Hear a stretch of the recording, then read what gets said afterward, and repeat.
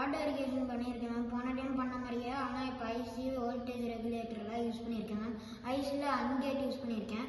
So ஐசியில் வந்து 2 condition வந்து work ஆச்சுன்னா மட்டும்தான் வந்து இங்கே வந்து நம்மளுக்கு வந்து நம்ம ப்ராஜெக்ட் வந்து ஒர்க் ஆகும்.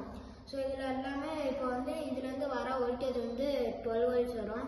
இந்த வோல்டேஜ் ரெகுலேட்டர் வந்து 5 வோல்ட்டேஜ் ஸ்டெப் டவுன் பண்ணி இங்கே வந்து கொடுக்கும் மேம்.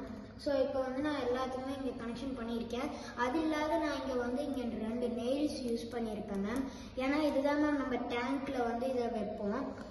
ஸோ டேங்க்கில் வச்சதுக்கப்புறம் அதில் தண்ணி ஊற்றினா இதை வந்து கண்டக்ட் ஆகும் மேம்.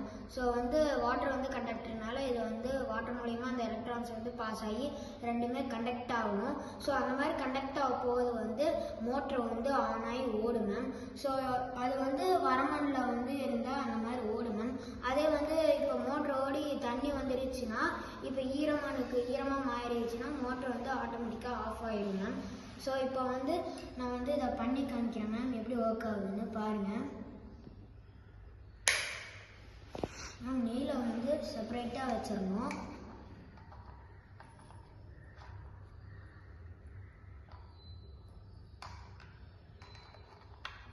நம்ம 2 நெயிலுமே செப்பரேட்டாக இருக்குது.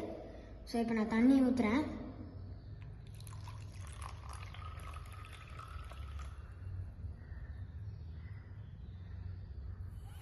இப்போ வந்து ட்ரையாக இருக்குது.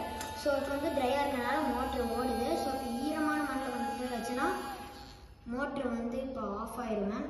அதே வந்து இப்போ வந்து டேங்க்கில் தண்ணி இல்லைனாலும் மோட்ரு வந்து ஆஃப் ஆயிரும். ஸோ இப்போ மோட்ரு ஓடிட்டு இருக்கு. நான் ஒரு இதை மட்டும் எடுத்துடுறேன். ஸோ ஆஃப் ஆயிரும் மேம். ஏன்னா வந்து டேங்க்கில் தண்ணி இல்லாதனால மோட்டரும் ஓடாது மேம்.